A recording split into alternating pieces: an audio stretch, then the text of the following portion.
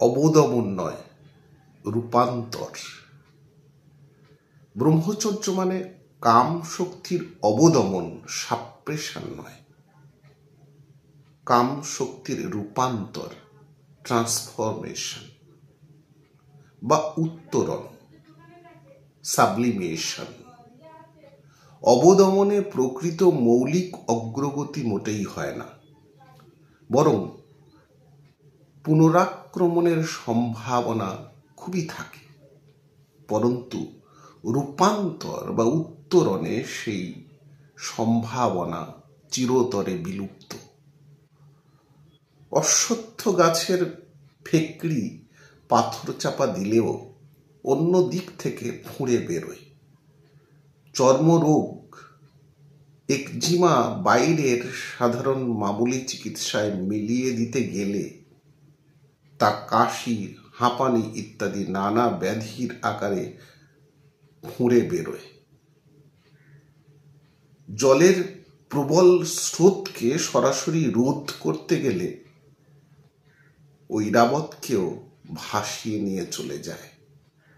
তার তোড় ও মোড় ঘুরিয়ে দিতে হয়।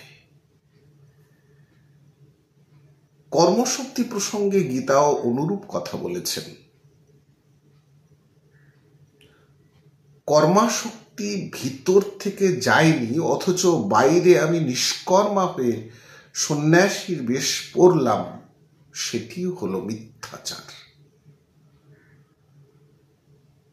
বরঞ্চ যদি মনে প্রাণে নিরাসক্ত হয়ে হাতে পায়ে উপস্থিত কর্তব্য কর্ম করে যান, তিনি যথার্থ অনাসক্ত রূপে চিহ্নিত হন।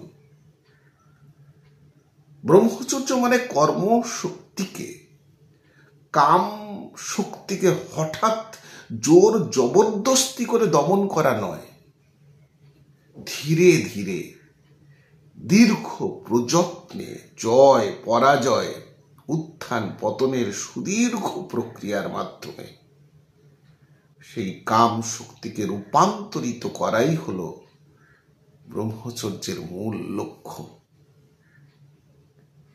অবদমন নয়, রূপান্তর। ব্রহ্মচর্য বিজ্ঞান থেকে পাঠ করলাম। গীতা প্রেস থেকে প্রকাশিত গ্রন্থ, অমূল্য গ্রন্থ।